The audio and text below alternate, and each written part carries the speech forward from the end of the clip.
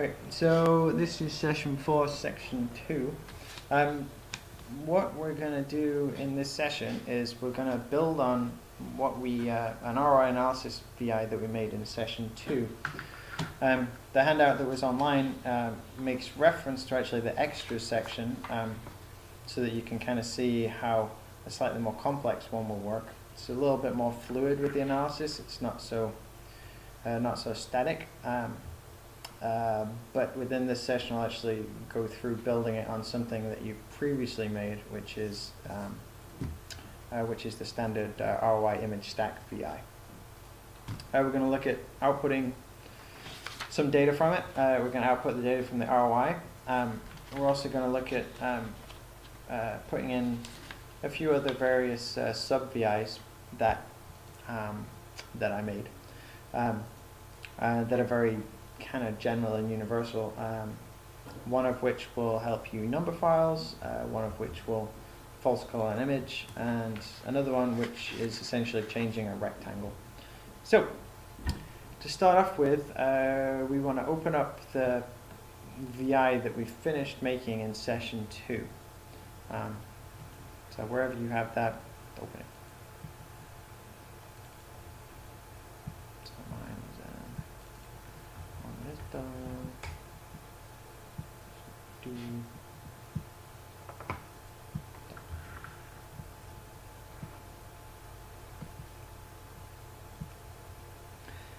Okay, and just to recap, this is not the image preloading example. That one is the extra section.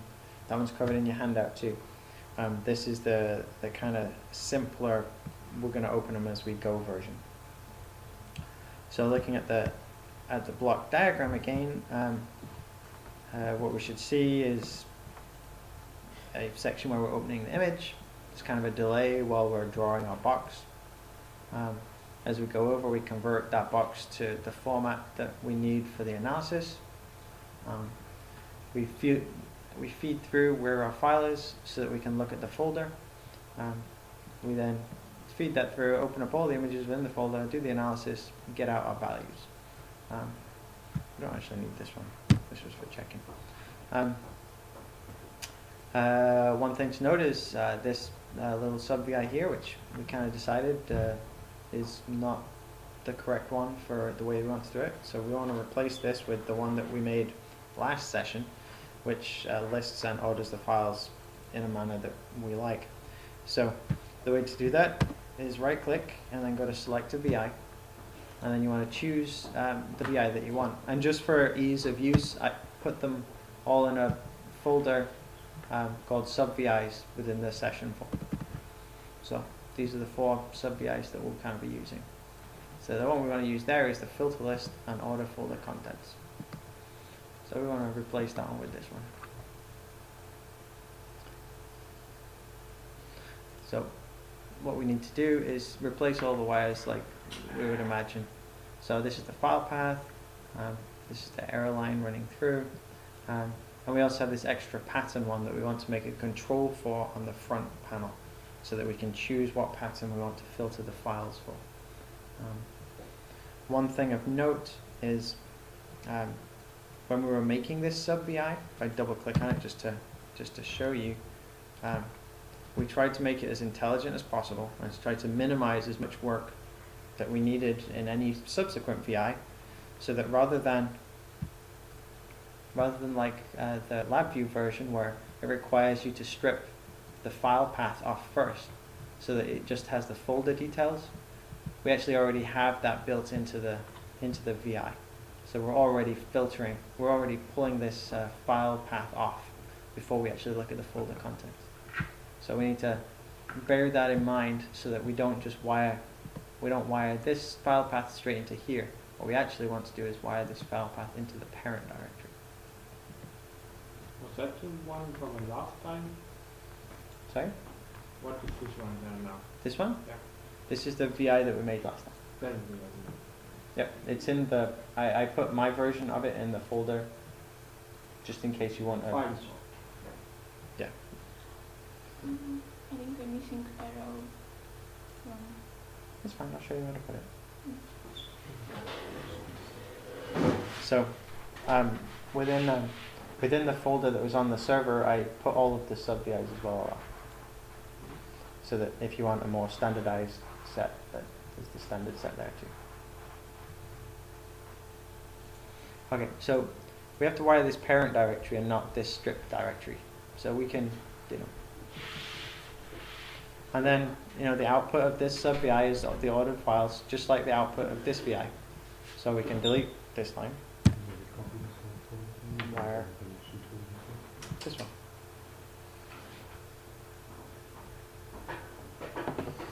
Yep. So what we're doing is replacing one, kind of tell me what's in the folder VI with another tell me what's in the folder VI. And we can, again, just wire this error in to keep things kind of neat.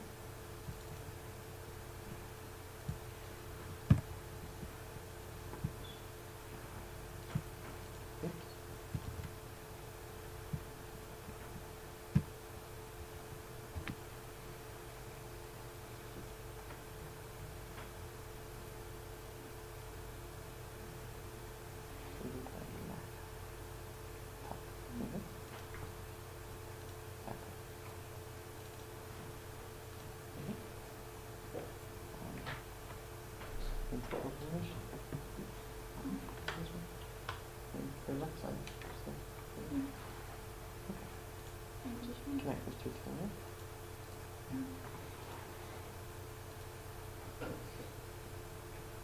Okay. And more or less the last thing we need to do is just delete this guy because we've replaced it now. We're totally running it through. So delete that guy away. And it's always tempting to hit Control B now to remove all the broken wires. But only do it if you know where all the breaks are. And that all of the broken lines are in fact ones that you don't want.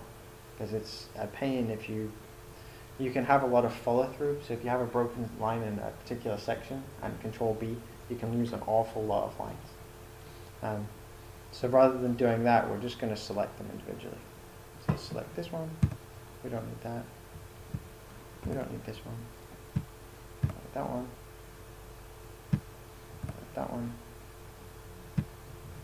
We don't need that one. And we don't need that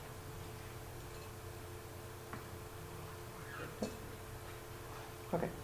So there should still be one broken line. But you've already fixed it.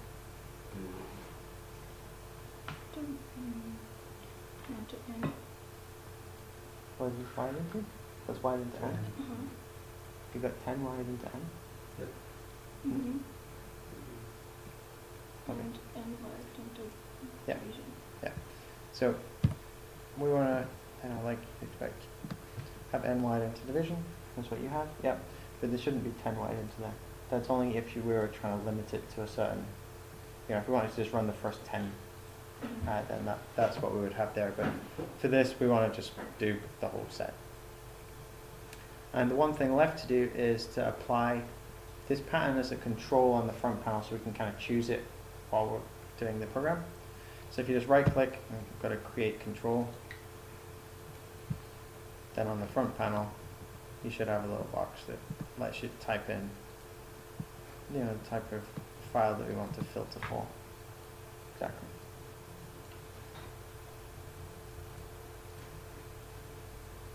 That's his default value.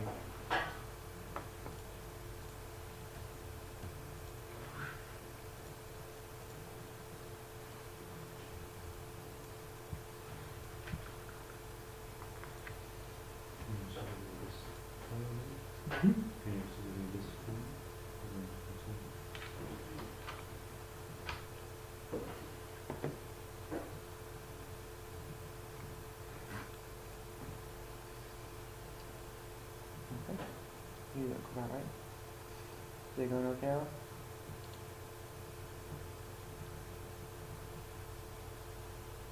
You all set up, Alan? You good? Yeah. Yeah, you're good. Shelf all right? Just a second. Okay. So one thing that just to note is, if you didn't write anything, that's fine. In my actual example, I had the rectangle names the wrong way around. It doesn't matter because I'm about to delete it, but just for people watching the video, if you hover over, well, if we bring up context help first, and hover over this one, you'll notice over here it's a global rectangle that it's outputting. So we actually, this should really say converting from global rectangle to rectangle, not this way around. But as we're deleting it, I don't mark it around. The reason why we're deleting it is we have another sub VI to replace this, because it's kind of something that we do a lot. So we're just going to replace this indexing of an array and then rebuilding of a cluster with a sub VI. So just like we inputted this kind of sort VI, we do it the same way. So right click, go to select a VI, and then this time we're going to have global rectangle to rectangle.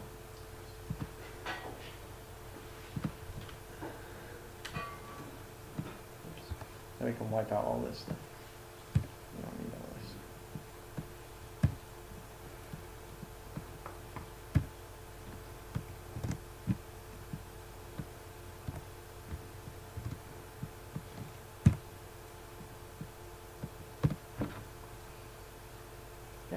And then it's probably easier if you just wipe it all out first.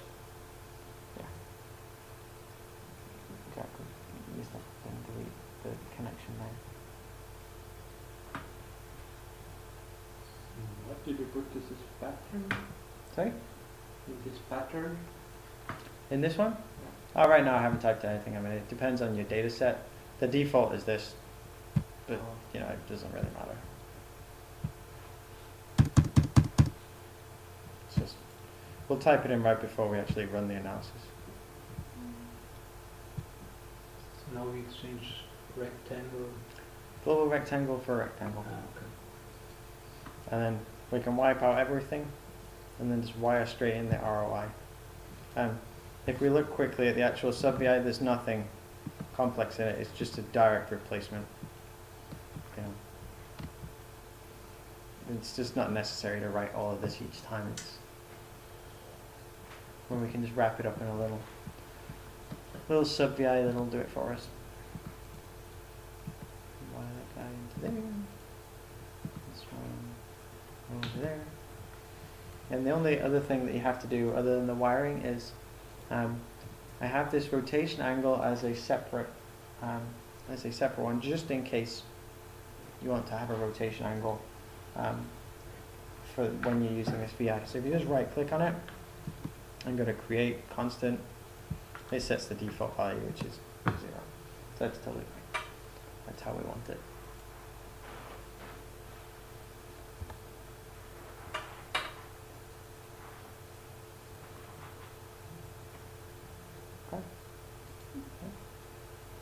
I'm just going to clean it up while we got a chance.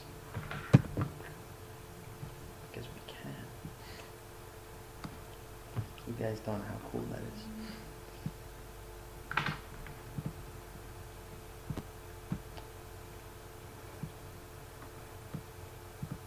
But if you have the same kind of design, shouldn't it clean it up into same like picture? But it's just very different. Though I have the same picture as you do.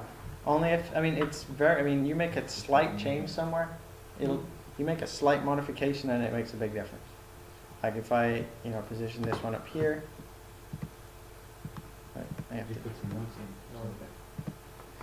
that one it didn't change. But this, yeah, I mean, it should look reasonably similar.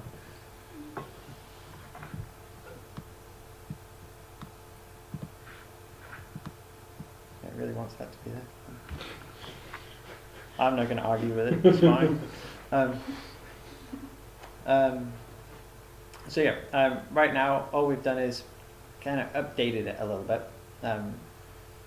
Taken out some of the components which were a little bit redundant, replace essentially this bug with this new one, and allow ourselves to add a pattern to it so that we can run folders that have other file types as well.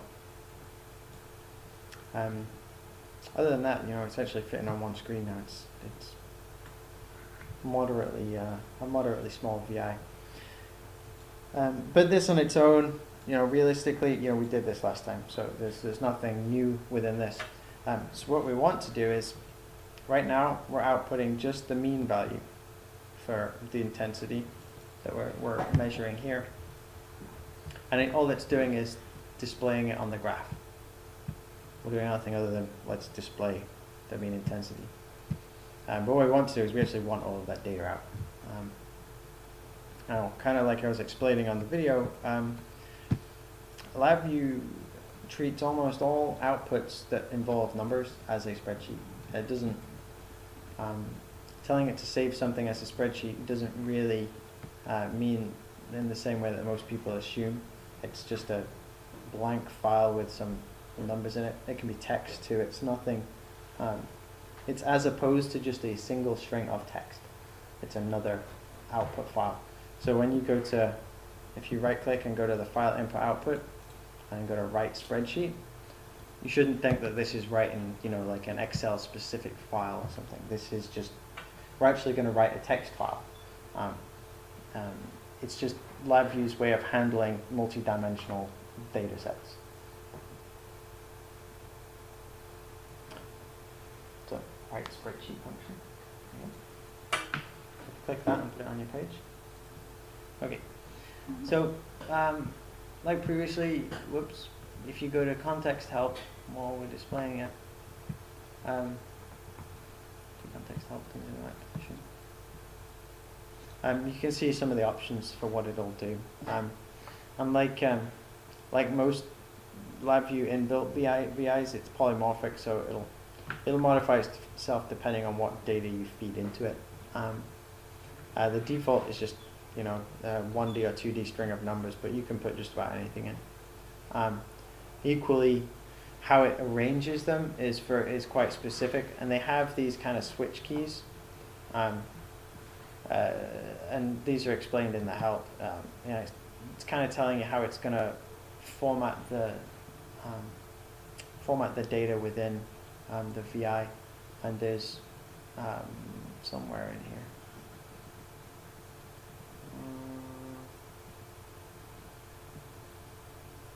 Yeah, there you go. So we can set a delimiter, but there should also be a list of switches. Oh, I guess we have to go to this one. So this will essentially tell us what switches we need to use if we want to change the way the data is displayed. You can do this before you throw it into the spreadsheet too. If you want to switch to a certain number of decimal places, or you want to change it from a floating point or a double precision number to an integer number. You can do all of this before you put it into the spreadsheet as well, but you can actually change it within the spreadsheet function also. But the one that is used most often is just entering this delimiter function. It's set to tab by default. So when you import it into Excel, it just Excel will actually auto detect tabs as the default delimiter. But if you have a program that you use for data analysis which uses colons or semicolons or anything else by default, then you can just put a little text string in there with that default, and it will separate them that way instead. But for now, we'll just stick to the tabs. It's the most easy way to look at them. So right now we have just the mean data, and this is indexed in a 1D situation, so we get a 1D array out. So we could wire this straight into we could wire this straight into the 1D data, and it should say everything's fine. But just having the mean intensity values is a little bit boring since we're measuring all of them. We might as well actually capture all of the data and then choose if we just want the mean later on. So what we'll have to do is couple all of these values together and then feed them into the spreadsheet. So we're actually indexing, we're unbundling this cluster here. So this cluster contains these 4 elements, but you cannot wire this cluster into here. At least it shouldn't allow you. Let me try. It should kind of say, yeah, no. And the reason being, like I mentioned previously, a cluster can contain multiple different file types. So it can contain like some text and some numbers and a picture and like a Boolean command. And because of that, because of the possibility that it can have various file types, you can't wire it into a spreadsheet function. You have to have a unified file type. You know, if we're putting text in there, we have to make sure it's all text. And if it's in a cluster, Labview doesn't know if it's all text or not, so it basically says, look, you can't do that. The way around it is we have to build an array, because arrays can only contain one type of file, or one type of data. So we build an array from this cluster, and then feed that into here. So to do that, we go to the array function, and then build array, and just drag it down so we can put 4 things in.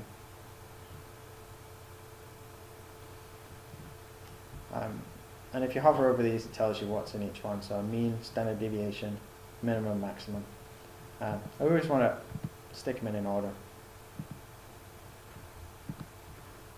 So we just wire them up in order.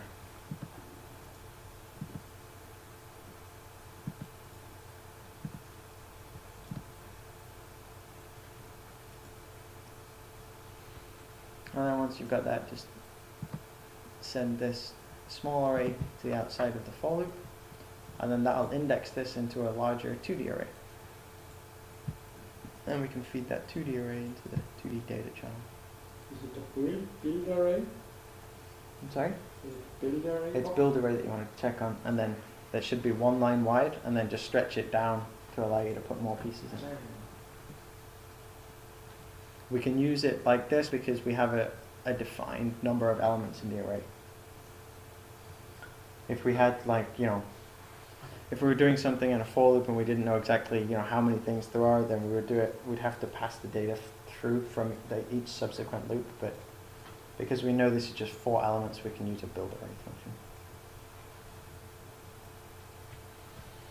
Okay, I'm gonna keep it clean. It's pretty damn close. Looks quite similar. I'd delete this. I'd delete this one. You don't need that one. No, yeah, no, just the array.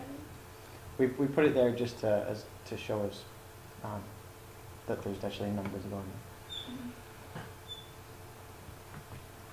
on. Okay, so just for your information, if we ran this right now, nothing would happen because it doesn't know where to put the file. But also it says it can run because it's not an error. So with self-contained file output formats, there is no dependency. So if you go to show context help and like hover over it, there is no bolded section for input or output. In fact, if I click on it, I can just drop it on my page and do nothing with it.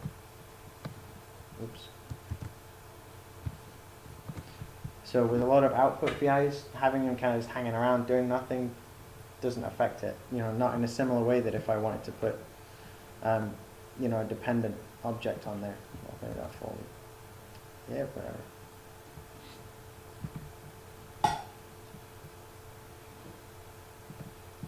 You know, as soon as I put down there, it won't do anything because it says I require input.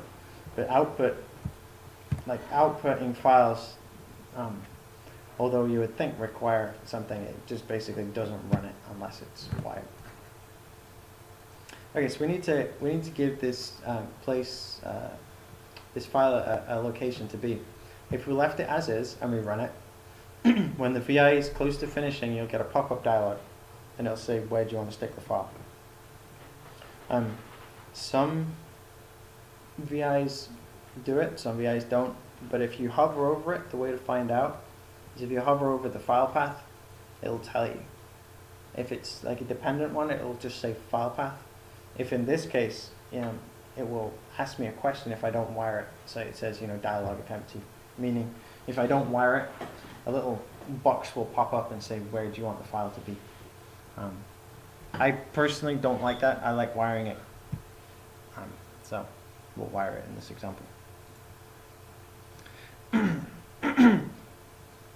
So we need to build a path or a place to put this new file. So you right click and go to File Input Output palette and go to Build Path.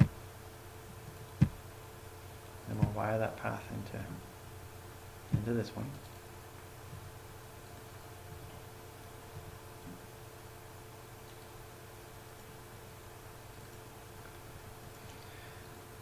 And we need to choose a base path, which is essentially the folder in which we want to put our file. And we might as well put it in the same folder that the images are in. So right now this is, the only thing in this current path is the file name. It contains the path as well, but it contains the actual extension for the particular image that we chose. So we need to strip the folder out of this. So if you right click, go to File Input Output, go to Strip Path, we can wire that into this one, and then now we're getting the folder information out. We need to also give this a name. Just for difference, we'll make it as a control on the front panel. So if you now go to the front panel, we have to enter in some name that we want to call our file. So we'll just call this data analysis.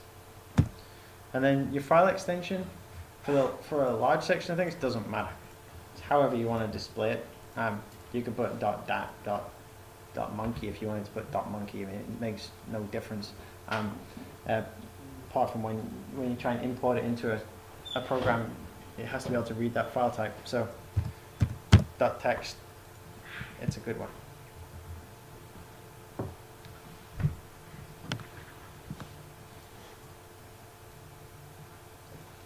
Okay, so now we've given that somewhere to go. Just quickly looking over what we have, so that make sure everything's in the right place. We point to a particular file in a folder. It opens this file as a U32 image. We also are sorting all of the files that are within this folder, going to this pattern. We're displaying this image in this loop, in a pause loop, until we draw our box. Once we're happy with our box, we'll hit this run button, which will stop this loop. We'll then feed over. It'll do this sort the files in the folder thingy. It'll also read where we drew our ROI, convert it into a regular rectangle from a global rectangle, open all the files, do the ROI analysis, turn that into a data array, index the data array, it'll show it to us, and it'll write a spreadsheet file. So we now just need to run it. So we'll point to a location where we have some files. I should make sure I've got some first.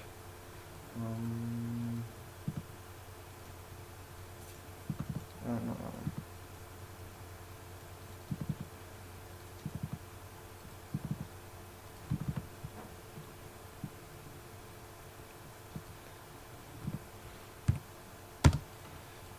Okay. So I'm using JPEGs in this folder, so I also have bitmaps in this folder too, but I don't want to read any of the bitmaps. I just want to look at the JPEGs, so I'm just going to filter for JPEGs. Let's just pick this location.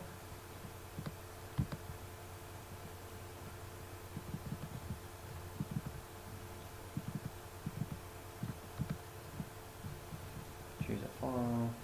That one looks nice. And then once you're kind of happy with the file that you chose, you just run the VI. And this is what that file looked like. I'm going to pick, I don't know, this little flary thing here. Looks good to me. Once you're not happy with my ROI position, I hit run. Little progress bar runs over. It also displays how the ROI changed across that image stack that we just analyzed. But also in the folder, there should now be this little data analysis text file. And within this, it's ordered as we laid it out to be. So first column is mean intensity value. Second column is standard deviation of that mean. The third column is minimum intensity value, fourth column is maximum intensity value. So all we're doing this is just outputting very simply all of the data that that little ROI analysis VI gives. So, little text file, easily importable into other things. Mm. Did it work? No. Nope. Okay. I have no bottom run, I have a bottom stop. Okay, then just change the name. But is it doing the same? So double click on the button. Okay, it's the same button. Mm-hmm. So that stop button is my run button. You can choose folder that has images in. Doesn't matter where it is, it's more of a something. Okay. And you probably want to add some extra. You probably want to add a few extra little, yeah, exactly. So, and yeah, CH to, yep. And then you need to do another wildcard, another star. Oh. Because you have to say, that can be anywhere in the file name, and that's the file extension. Mm-hmm. Mm-hmm. Yeah, just hit. Good, just hit stop, meaning it's okay. If you scroll down, you should have a little scroll progress bar. Yeah. Mhm. Yeah. So maybe it was wrong with this. Yeah. It should pop up, show you what it's done, and then if you go to the folder where your images were, there should now be a little text file.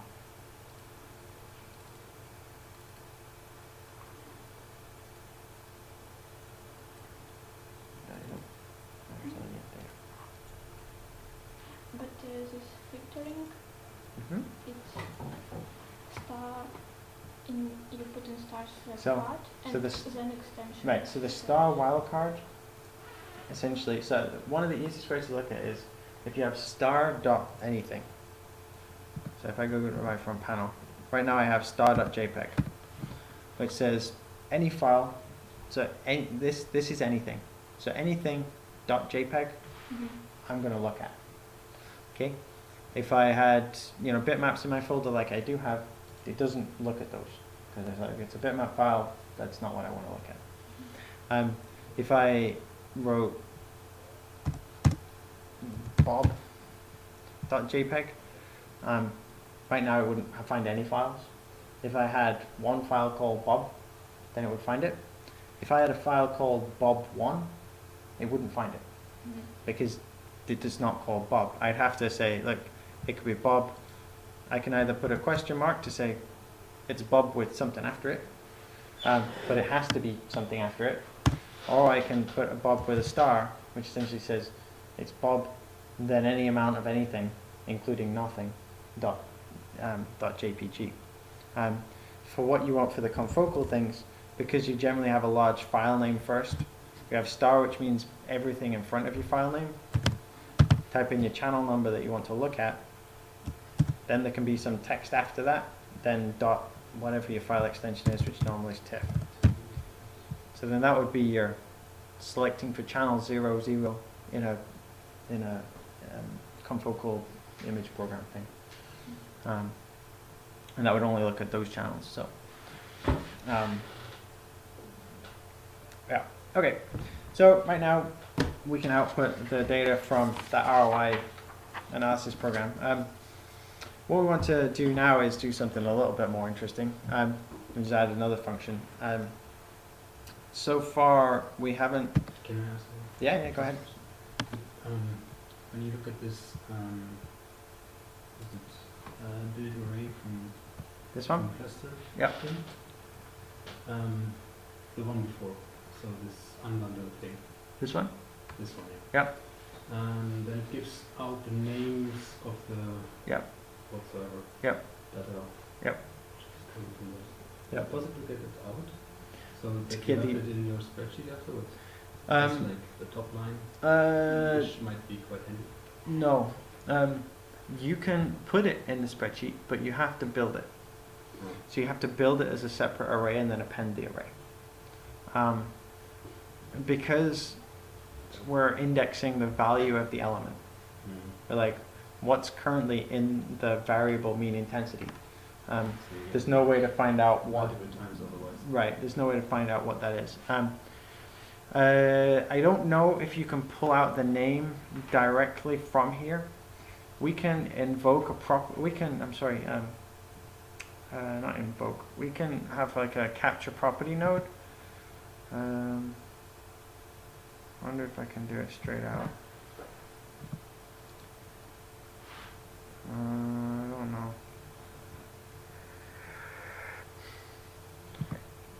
Like with some things, like you can like actually pull out the property node and like say, okay, what's the name of something, what's the caption associated to this, and you can pull it out. I don't know if you can do it straight from there. I mean, maybe we can do it straight, from this VI maybe. I don't know. I've never done it myself. Whenever I do that, I just write my own little, same thing. You build an array just using four text inputs, and then rather than just feeding this in here, you have a little append array button first, and it's like add this to the top of the array, and then when it shows it in the spreadsheet file, then you have headers. But it won't. In this manner, all it's doing is it's asking what value is in the variable. It doesn't pull the name of the variable.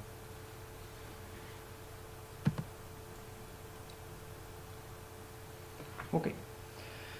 So one thing that is sometimes good to do is to resave your image, or to change the color of the image, or do something to the image that you're actually trying to analyze. In this case, the numbers are a little bit funky, and we might want to do lots of things with this image set. So sometimes it's nice to just take all these files, but we want to actually save each of the images that we look at. Rather than right now, we're just looking at them and then trashing them. So we'll just kind of go through a very quick, this is how you save an image option. We could do it straight in this for loop. However, it's a little bit hard to name the files in this for loop. It's kind of a little bit easier to let it build an array of all these images, and then we'll look at that array and then work with all the images separately. So for that, just like with getting this data out, all you need to do is you kind of click on the wire and then drag it to the edge of the for loop, and now it'll just build an indexed array of all your images as it goes. One thing, just so that you know, is we have to rewire our trash image thing, because right now it will trash the image before we get to do anything with the images. So you'll have an array filled with nothing. Because this is wired as the next element that will run. So whatever we put after here, that will run first. So it will wipe out all the images in the array. So we'll have to rewire this once we've done our work with images section.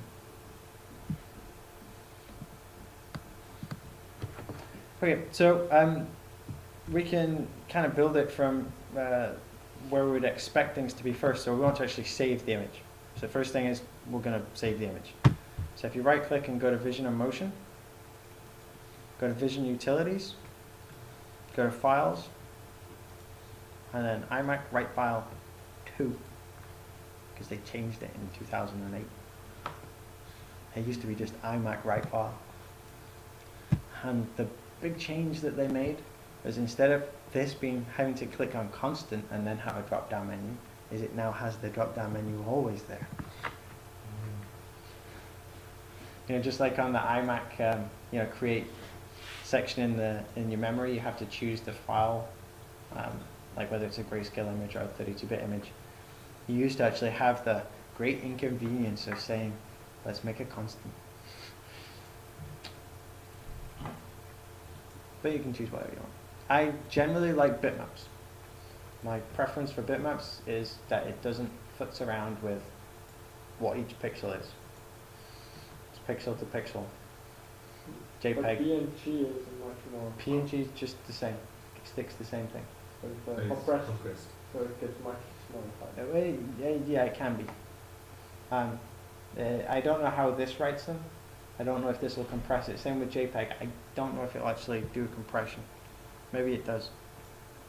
It gives you, normally is compressed. yeah, but you have the option, so it won't do it unless you tell it to. But then it's the same big as As bitmap, but the same thing with PNG. I don't think it will. PNG is much more complicated compression, so it's just Right. look a big area. No, I know, that's why it's lossless. It's lossless? No, I know, but I don't think this will necessarily compress it. I think it'll just save the file type as a PNG. Because you have the option to not compress. You know, but essentially an uncompressed PNG, there's a bitmap. And I've never used a JPEG 2000 yet. I don't know what it is. I've seen. I've heard. Sorry? Should be good, I've heard, but I've never used it. I've never used it. Never, you know, never used a JPEG 2000. Anyway, so we're going to save these images. So right now we have this big array of images and we want to save them individually. So just like here, we run a for loop. So draw a big for loop over the box. And then if you feed this one through, it'll automatically index the files. Yep, exactly.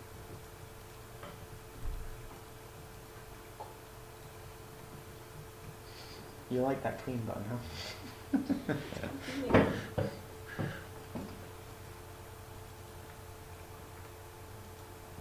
Okay. So right now we're making some files. Doesn't know where to put them. Right now it's not really doing anything. We're going to also want a progress bar for writing these files because sometimes it takes a while to do it. So we're just going to steal this progress bar from here. So you just kind of highlight what you want, hold down Control, and drag it over. And you'll also notice that it remakes, like it increments the number for the indicator. So if we double click and look at it on the front panel, it's called progress bar 2.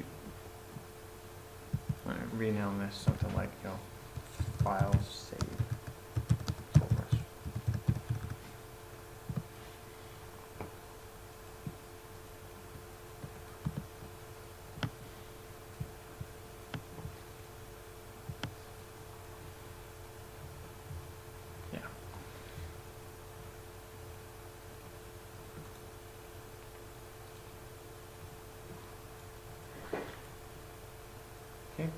Then we want to wire this up kind of just like we did here. Stick this incrementer into the I value. We need to put the divide by into an. Then we need to wire this to 100.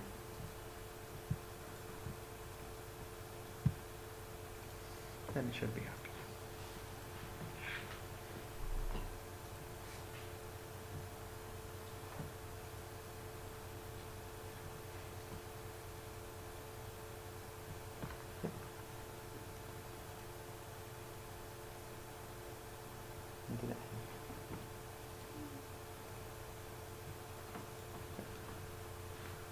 Okay, so now we've got a little progress bar for the saving images. Yep, so the next thing we should do is delete this one, because right now it's going to destroy the images before we save them. And just wire that into the back of this one. Because anything inside a for loop will automatically auto-index, we can just switch that off. So if you right click on that double bracket, go to disable indexing, it'll switch it off for you.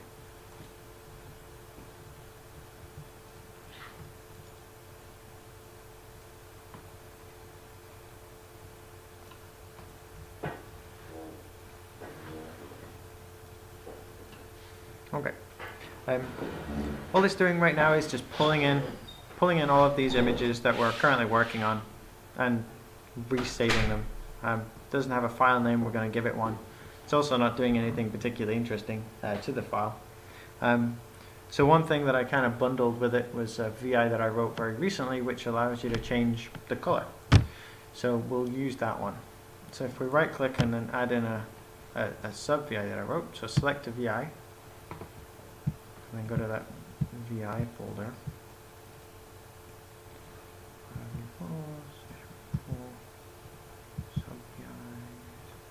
false color image underscore sub. And you should have something that looks like this with a little paint palette and then false. If we double click on this one, you can have a quick look at what happens within the VI.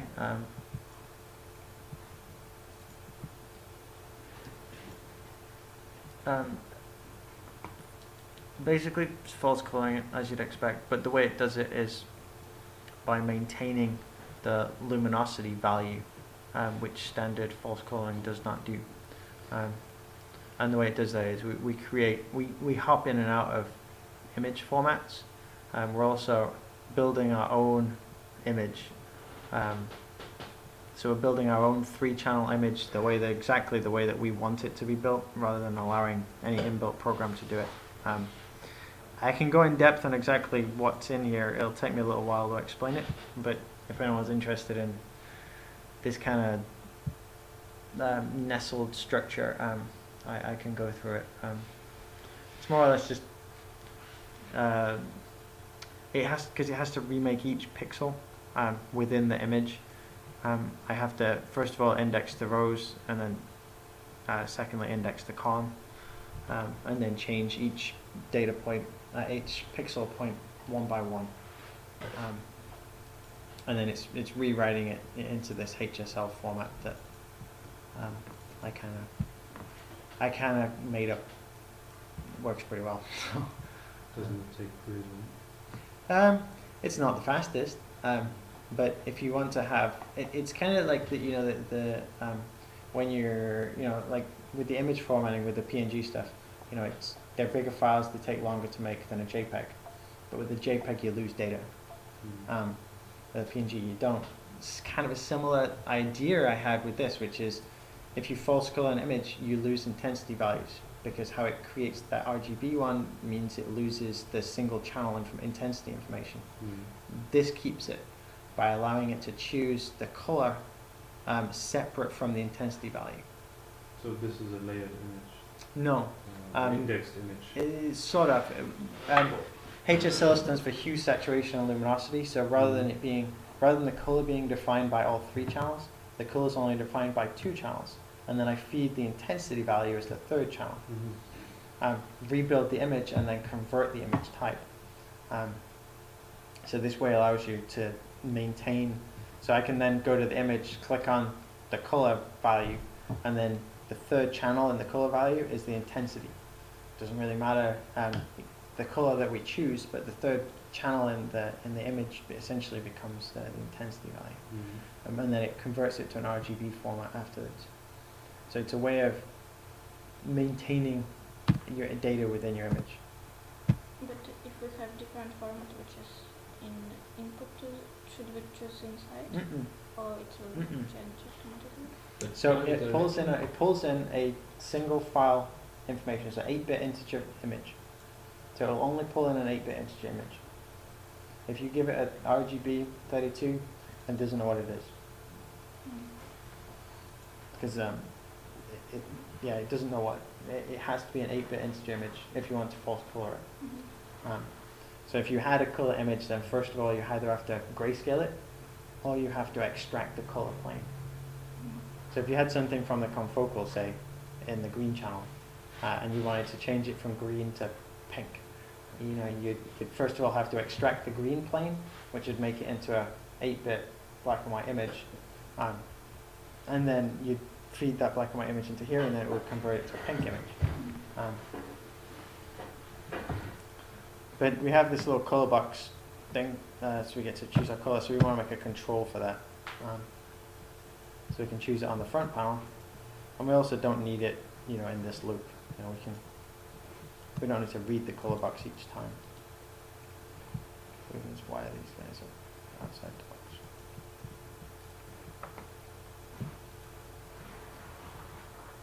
We want to do it before it saves the file, so we need to kind of rewire our images. So first of all, it false colors it, and the second thing it does is save it.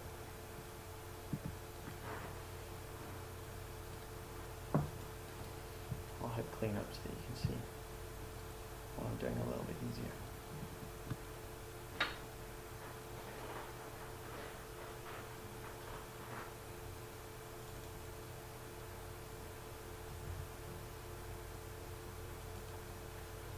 Okay, you've created an indicator and not a control.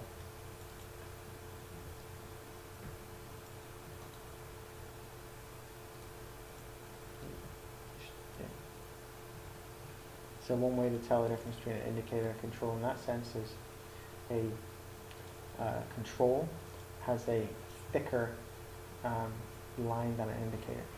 So this is an indicator, so it's got a thin blue line. This is a control, so it's got a thick blue line.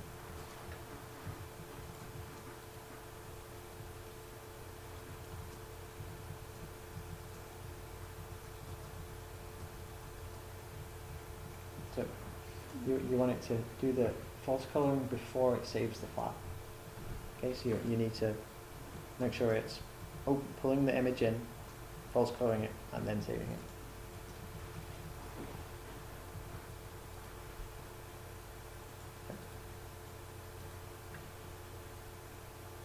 Yep. Okay.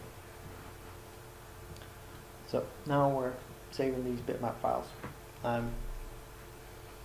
And we need to give it a file name, and just to keep everything happy, we need to zero pad these file names. The number of zeros depends on how many files there are. In this case, we can treat it as we don't know how many files there are. So to actually figure out the zero pad, it has to read this n value. We then convert that, to a string, figure out how long the string is, and then it knows how many zeros to put in. I've already written a sub VI for it, so we don't even have to bother. So we can just dump the sub VI straight in, and then we'll open the sub VI and I'll show you how it works. Select VI, go to zero padded file name mod.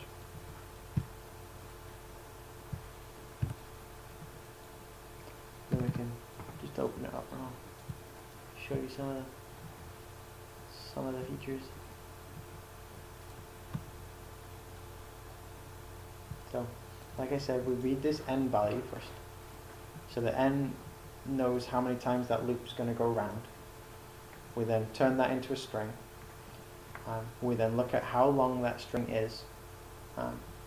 And I'm picky with how I write my file numbers, that I always kind of like a 0 after my image name, so that I have a unified element in all my file names. So I add 1 to this value too.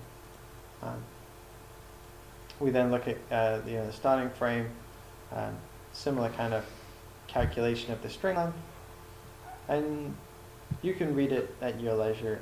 Essentially, what it does is it looks at how many files there are, and figures out how many zeros to add, and then adds that to every single file.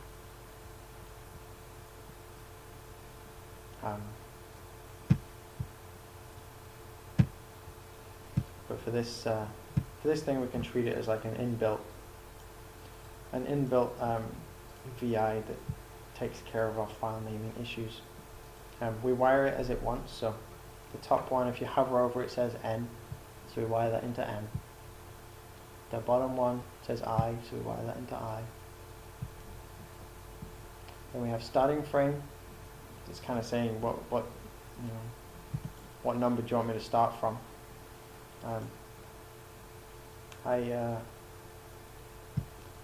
kind of like starting at 1, so file number 1. And then we need to tell it, what file extension we want to add to these file names. And we've chosen bitmap over here, so we need to use the same one over here. Let's go create constant .bmp. If you've chosen something over here like PNG, for example, you want to put .png in there.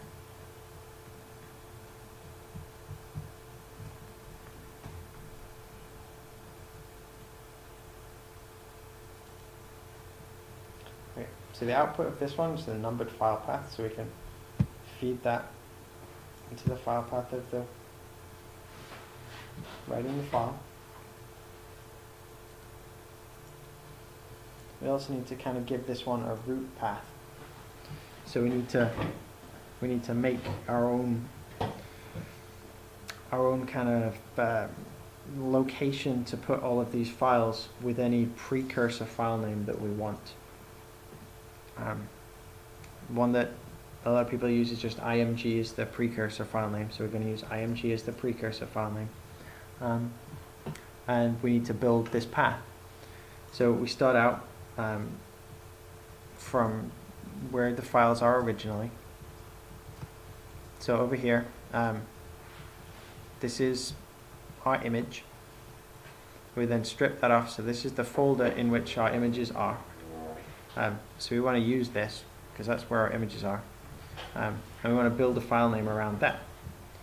So as each file name has to be unique, so each file name has to be different for each and every file that we're creating, we need to actually make the file name within the loop so that it makes a new file name for every single file.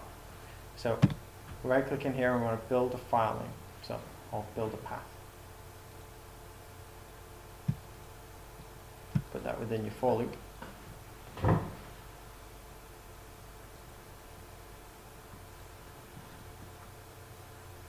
Okay. We want to give this kind of precursor file name or a relative path. So I'm going to use img underscore. And we want to say, be in the same folder as the original files. So this is the file name one. That's the file folder because we've stripped it off. So we want to wire that over here. Wire that into there.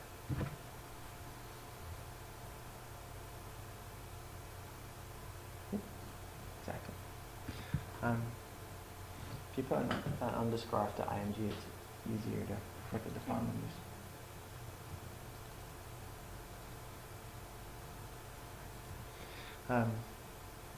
And then this essentially is going to become our starter path name. So just wire that into the kind of naming. Well, let's clean this up because it's a bit messy. Okay, so now looking at this last loop, we pull in all of these images. We're going to change their color, and we're going to save them. We're going to save them as bitmaps using zero padded file names based on this name, so img underscore. We're going to start at 1, and we're going to put them in the same folder that the original images are in.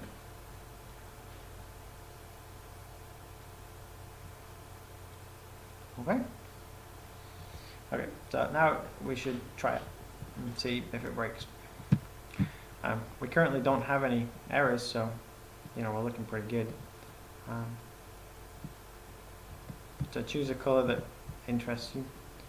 I kind of like this weird marine color.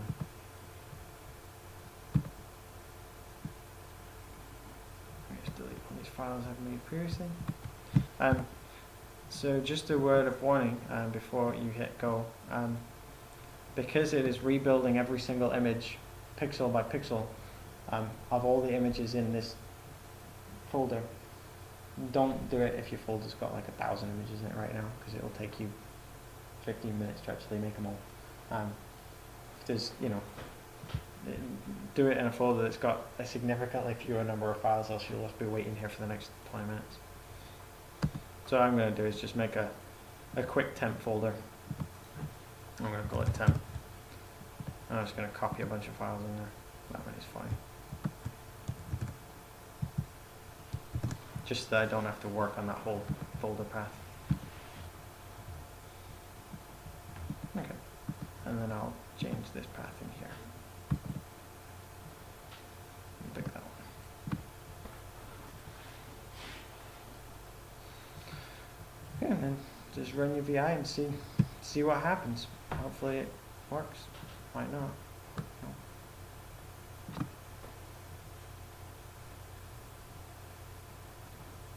Oh, my pattern is wrong.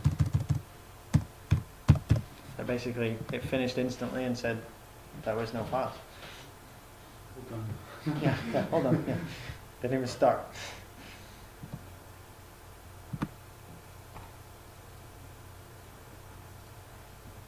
Seems this is taking a little while to do all these files.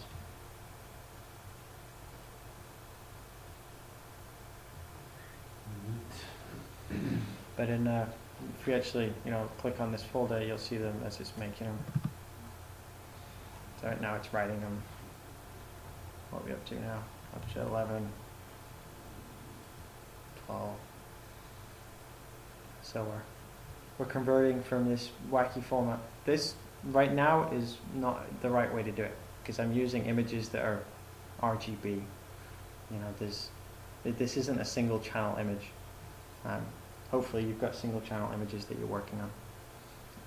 Because if not, and you actually have an RGB image, then you need to extract a color plane.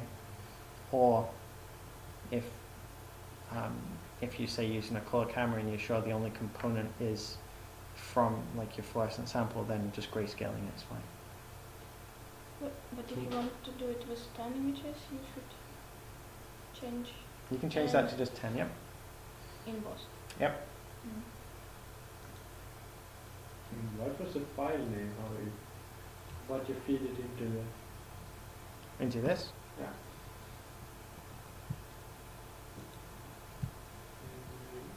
So. In EMG, it's just a constant. Yeah, it's just a constant.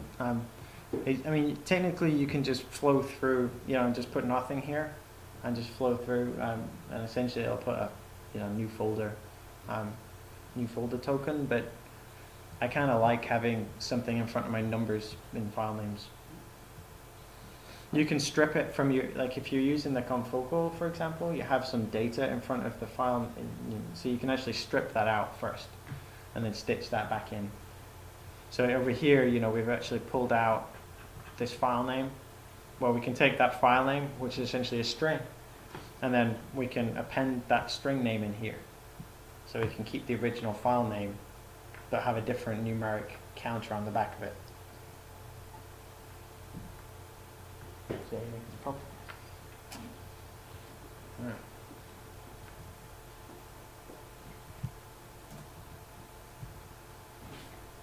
Okay. So what is this actually used for? Is anybody using this false coloring or changing the false coloring?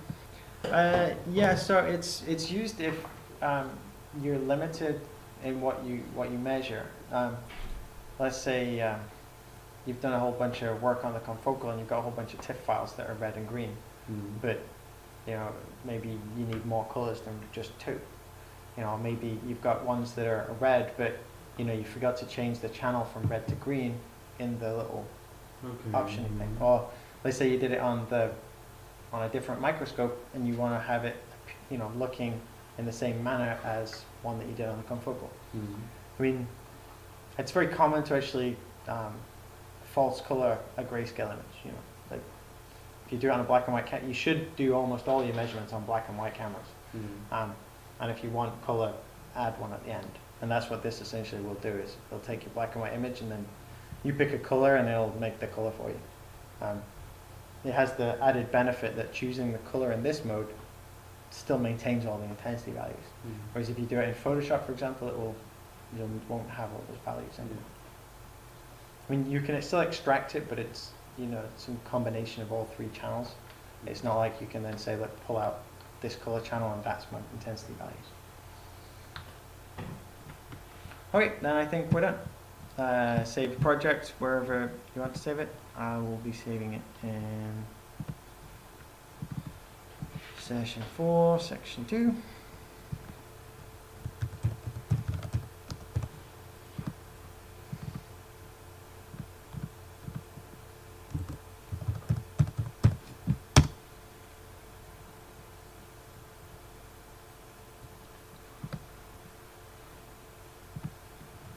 And then we're done. Are there any questions?